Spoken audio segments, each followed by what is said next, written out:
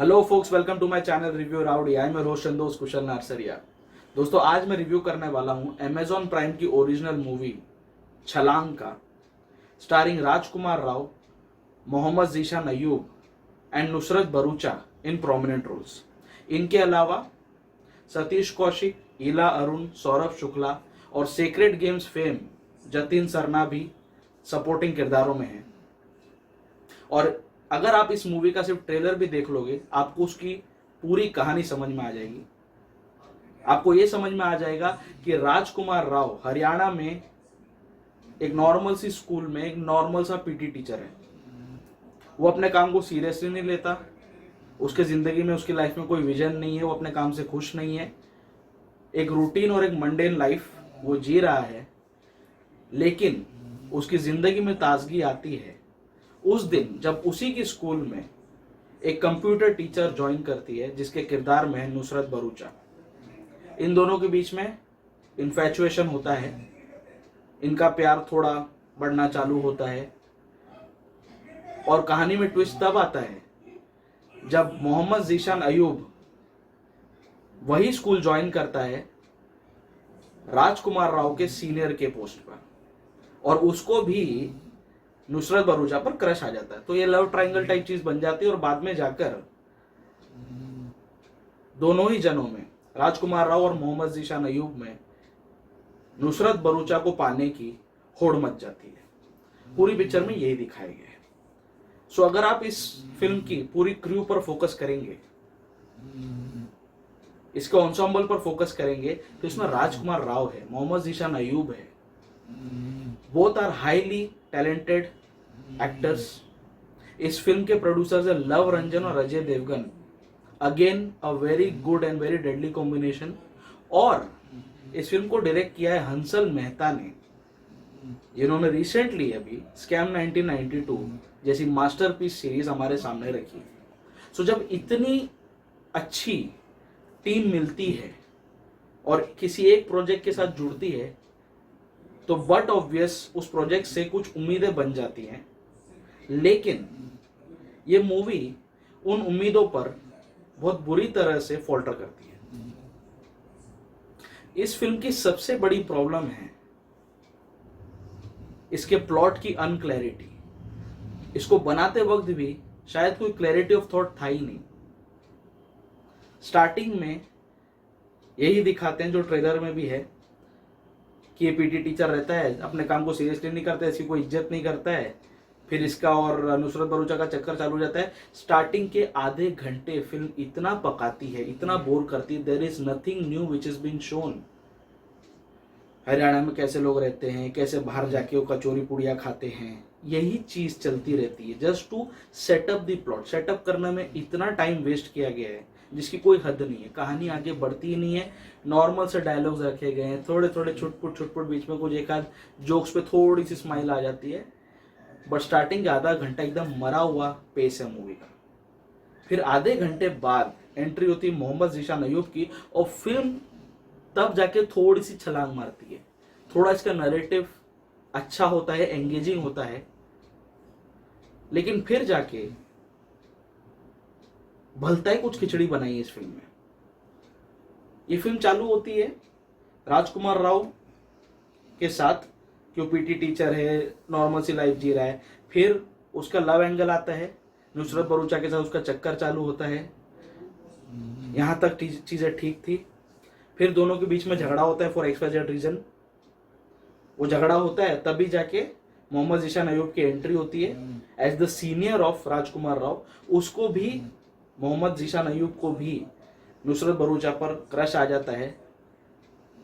यहां तक सब चीज ठीक चलती है। फिर इन दोनों में, राजकुमार में और जीशान अयूब में, होड़ मच जाती है नुसरत भरूचा को पाने की, उसे इंप्रेस करने की। इसके चक्कर में वो बेचारे जो अपने स्कूल के बच्चे, उनके भविष्य के साथ खेलना चालू कर देते हैं। इंटरवल के बाद एक ऐसी सिचुएशन आती है जब ये दोनों ठान लेते कि हम अपनी अपनी टीम्स बनाएंगे। 3 गेम्स ये लोग फाइनलाइज करते हैं। एक है बास्केटबॉल, एक रिले रेस और एक कबड्डी। ये तीनों के लिए हम लोग टीम बनाएंगे। मोहम्मद जीशान अपनी टीम बनाएगा, राजकुमार अपनी टीम बनाएगा, और जो टीम जीतेगी वो उसके पास नौकरी रहेगी, पीटी टीचर की एक ही पोजीशन रहेगी, कोई सीनियर कोई जूनियर नहीं रहेगा। ये उनके बीच में डिसीजन होता है, और ये डिसीजन का root cause, the root problem is Nushrat Bharucha. दोनों को यही उड़ रहती कि भैया इस लड़की को हमको पटाना है, इसको हमको इम्प्रेस करना है। और जिस तरह से राजकुमार राव स्ट्रगल करता है अपनी टीम को जितवाने के लिए, ये देखकर नुसरत का दिल पिघल जाता है और वो आ जाती है इसकी टीम में। ये इंटरवल के आधे घंटे बाद ही हमको दिख जाता है कि ये इसके साथ जुड़ चुकी है, इनके बीच में जो भी मतभेद थे सॉरी वो इन लोगों ने दूर कर दिए। तो फिर मैं सोचा यार अब जब सब सेट हो ही गया है, तुमको पानी थी ये लड़की और वो लड़की तुम्हारे पास आ चुकी है, तो अब आगे क्या। तो ये लोगों ने सोचा कि भाई आगे क्या करेंगे, अपन ने टीम तो बना ली, बच्चे लोग को टीम नहीं बनाएंगे तो भी इन लोग को पेमेंट कौन देगा। तो ये लोगों ने क्या किया, लास्ट का आधा घंटा बच्चों से दबा के इनको भगवाया, इनको बास्केटबॉल खिलवाया, इनको रिले रेस करवाई, इनको कबड्डी करवाई। लास्ट के आधा घंटा ऐसा हो गया जैसे हम लोग नहीं बचपन में जबरदस्ती हमको स्पोर्ट्स डे पे बुलाया जाता था सुबह सुबह, क्योंकि अटेंडेंस कंपलसरी होती थी, तो हम जाके ऑडियंस में बैठ जाते थे। फिर सामने रिले रेस चल रहा है, टैबलो चल रहा है, हमको उससे कुछ फर्क नहीं पड़ता था, हम अपनी फ्रूटी लेके चिप्स लेके बैठते थे और दोस्तों से टाइम पास करते थे हम। तो मेरे लिए भी लास्ट का आधा घंटा इस फिल्म का स्पोर्ट्स डे जैसा ही था। मैं बैठ के अपना थम्सअप लेके मस्त बैठा था, मैं देख रहा हूँ। पिक्चर स्पोर्ट्स पे थी, पिक्चर प्यार पे थी, पिक्चर पीटी टीचर की माली हालत पर थी, ये कोई क्लैरिटी नहीं है। पिक्चर खत्म होने के बाद मैं खुद सोचा भैया ये क्या था,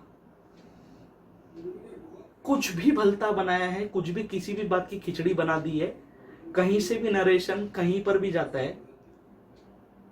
और छलांग नाम क्यों रखा फिल्म का, क्योंकि एक ही स्पोर्ट ऐसा है जिसमें छलांग की जरूरत पड़ती थी, वो बास्केटबॉल वाला। कबड्डी में भी ये लोग कुछ सब फिसड्डी निकले और बच्चे इतने मरे हुए लिए ना, लिटरली। या तो ये लोग मरे हुए थे पहले से, या इनका कहानी इनको भी नहीं समझ में आई क्या चल क्या रही, तो वो सोच के ही मर गए शायद बेचारे बच्चे। लास्ट का आधा घंटा सिर्फ स्पोर्ट्स डे चलता है, ये इधर जीत रहा है, ये इधर कर रहा है, ये इधर गिर रहा है, मर रहा है। मतलब भैया तुम स्पोर्ट्स फिल्म भी अगर बना रहे हो और तुम लास्ट में आधा घंटा पूरा अपना क्लाइमैक्स स्पोर्ट्स के ऊपर रख रहे हो, तो भैया उसमें कुछ एक्साइटमेंट लाओ, कुछ थ्रिल लाओ, ऑडियंस को एक एड्रेनलिन रश मिलना चाहिए, जैसे दूसरी स्पोर्ट्स मूवीज में मिलता है। भाग मिल्खा भाग में तो लास्ट के सीन में जब वो भागता है ना Farhan Akhtar, audience literally theatre में खड़ी हो गई थी ताली बजाने के लिए। चक दे इंडिया का लास्ट का जो डायलॉग है ना, 70 मिनट है तुम्हारे पास, उसने इतिहास रच दिया। तो स्पोर्ट्स ड्रामा भैया तुम बना रहे हो और उसमें कोई थ्रिल ही नहीं है, कोई एक्साइटमेंट ही नहीं, बच्चे लोग कुछ भी कर रहे हैं। और आप अगर थोड़े बहुत भी सेंस वाले हैं, बहुत इजी है, अपना बॉलीवुड मूवी को क्या प्रिडिक्ट करना मुश्किल काम नहीं है। तो इंटरवल के आधे घंटे बाद ही मेरे को इसका क्लाइमेक्स दिख गया, समझ में आ गया कि भैया क्या होने वाला है, किसकी टीम जीतने वाली है। तो जब मुझे पहले से ही क्लाइमेक्स पता है, आगे कहानी में आपके पास कुछ बचा नहीं दिखाने के लिए, आप स्पोर्ट्स डे चला रहे हो, बच्चों को नल्ले नल्ले गेम खिला रहे हो, नल्ले नल्ले बच्चों से, कोई सेंस नहीं ना यार। जबरदस्ती चिंगम की तरह प्लॉट खिंचा रहे हो। तुमको लड़की जीती, वो मिल गई तुमको, अब आगे क्या। और लास्ट में जाके जो लास्ट में एकदम क्लाइमेक्स हो जाता है ना, सब बच्चे बच्चे का गेम खत्म हो जाता है, एक टीम जीत जाती है, फिर आके राजकुमार राव जो स्पीच देता है ना, पूरे 5 से 7 मिनट की स्पीच है, जिसमें वो ज्ञान दे रहा है कि बच्चों को स्पोर्ट्स के लिए प्रोत्साहन देना चाहिए। सचिन तेंदुलकर, अकेला सचिन तेंदुलकर कैसे बना, नहीं बन पाता, उसको उसके कोच का सपोर्ट था, उसके पेरेंट्स का सपोर्ट था। तो आपको भी अपने बच्चों को वैसे ट्रेन करना चाहिए, आपको भी सचिन के पेरेंट्स जैसा बनना पड़ेगा, तब जाके आपका बच्चा सचिन बनेगा। भाई इतना बड़ा ज्ञान पेला ना इसने, मुझे उस ज्ञान से कोई लेना देना नहीं था, मुझे हंसी आ रही थी। बोले ये पिक्चर कहाँ से चालू हुई थी, वो कहाँ खत्म हो गई, और कुछ बचा नहीं दिखाने को। एक नोवेल्टी फैक्टर, एक फील गुड फैक्टर देने के लिए लोग जबरदस्ती की बकचोदी कर रहे हैं स्क्रीन पे, वो भी राजकुमार राव से करवा रहे हैं लोग। फुल नॉनसेंस, डब्बा गोल पिक्चर। खाली इसमें देखने लायक चीज है राजकुमार राव की एक्टिंग, बहुत अच्छा काम किया उसने। हरियाणवी टोन जो पकड़ा है और जिस तरह के उसने हाव भाव दिए, बहुत बढ़िया काम किया है उसने। मोहम्मद जीशान अयूब ने एक करियर डिफाइनिंग परफॉर्मेंस दी है, literally I didn't expected such a good performance out of him. और जिस तरह का उसको किरदार लिखा गया है, जिस तरह से वो फेलियर को और सक्सेस को इक्वल पैरामीटर्स पर जज करता है, इक्वली उस पर रिएक्ट करता है, ये उसके कैरेक्टर का ट्रेट मुझे बहुत अच्छा लगा। इन दोनों ने तो अच्छा काम किया। इसकी हीरोइन के बारे में मैं कुछ नहीं बोलूँगा, बिकॉज नुसरत भरूचा एक ऐसी एक्ट्रेस है जिसके लिए लव रंजन की फिल्में मनरेगा की योजना जैसी हो गई है। जब भी लव कोई फिल्म बनाता है, कोई प्रोड्यूस करता है, तभी इसको काम मिलता है, नहीं तो इसको इंडस्ट्री में कोई पूछता नहीं है। ये आती है लव रंजन की मूवी में काम करती है, अपना सीमित दायरे में जितनी इसको एक्टिंग आती है करके अपनी फीस लेके निकल जाती है। तो उसके बारे में कुछ बोल के फ़ायदा है नहीं। इसने इस मूवी में भी यही किया नुसरत भरूचा ने। सो देखने वाली चीज़ है खाली राजकुमार राव और मोहम्मद ज़ीशान अयूब की परफॉर्मेंस। सौरभ शुक्ला सर अपनी छाप छोड़ने में कामयाब रहे। जतिन सरना वेस्ट किया गया, अच्छा एक्टर है वो, लेकिन कोई ज़रूरत नहीं थी, उसको लिया क्यों और उसने ये काम किया क्यों वो जाने, बट कोई मज़ा नहीं है, उसको ज़रूरत ही नहीं थी उसके इस रोल में। सतीश कौशिक सर कुछ हद तक हंसाने में गुदगुदाने में सफल रहे, पर बाकी टाइम पे उनको भी वेस्ट किया गया। इला अरुण जैसी एक्ट्रेस वेस्ट की गई। सो ओवरऑल अगर आपको ये देखना है, अगर आपने अभी भी नहीं देखी है, तो मैं यही एनकरेज करूँगा कि मत ही देखो। It's a skippable movie, but अगर देखनी है तो ये 2-3 चीज़ें हैं। ये दो की परफॉर्मेंस अच्छी है, राजकुमार राव और मोहम्मद ज़ीशान अयूब की। और ज़ीशान की जब एंट्री होती है ना, वहाँ से लेकर इंटरवल तक और इंटरवल के बाद के 15 मिनट देखने लायक चीज़ें, बाकी सब कचरा है, बोगस है। सो इसकी एंट्री हो जाती है स्टार्टिंग के आधे घंटे बाद, उसके बाद फिल्म इंटरवल तक जाती है और फिर इंटरवल के बाद के 15-20 मिनट तक। तो ओवरऑल 2.5 घंटे की मूवी है ये। ओवरऑल फिल्म कुछ 1 घंटे देखने लायक ही है, 1.5 घंटे is typical nonsense which was not expected out of Hansal Mehta sir. Hansal Mehta sir ने अभी यार स्कैम 1992 बनाई, क्या कर रहे हो सर? इतनी मास्टरपीस सीरीज बनाने के बाद इतना मीडियोकर और बिलो एवरेज प्रोडक्ट, और ये लोग शाणे हो गए। अभी इनको मालूम पड़ गया कि भाई ये पिक्चर नहीं चलेगी, ये लोग देखते हैं खुद का प्रोडक्ट नहीं चलेगी, चलो बेच दो अमेजोन प्राइम को, OTT पे बेच दो, सेफ हो जाओगे, तुम्हारा पैसा सेफ। सो ऐसा नहीं होना चाहिए। OTT का भी स्टैंडर्ड बढ़ाओ, अपना कंटेंट का स्टैंडर्ड बढ़ाओ यार। ऐसी फिल्में नहीं बननी चाहिए। I don't encourage such content and I am highly disappointed. इतनी अच्छी ऑन्सम्बल साथ में आके भी एक बिलो एवरेज प्रोडक्ट हमारे सामने रखा। स्टिल जितना मैंने बताया है उतना ही टेनर की फिल्म देख लो, बाकी तो आपको ट्रेलर में सब कुछ समझ में आ ही जाएगा। My rowdy rating for Chhalaang which is now an Amazon Prime original movie will be just 2.5 out of 5। It's a highly skippable content. आपने देख लिए तो मैं क्या कर सकता हूँ? नहीं देखी और आप देखने की सोच रहे थे इस वीकेंड पे, लास्ट वीकेंड पे दिवाली थे ना, बहुत लोग बिजी थे, मैं भी बिजी था, इसलिए रिव्यू नहीं कर पाया इसका। तो आप सोच रहे हो देखने का तो मत देखो, और भी बहुत अच्छा अच्छा कंटेंट आ रहा है। आज भी कई सारी वेब सीरीज रिलीज हुई है, सो मैं हर एक का रिव्यू आपको देते जाऊंगा। This movie is highly skippable, highly disappointing.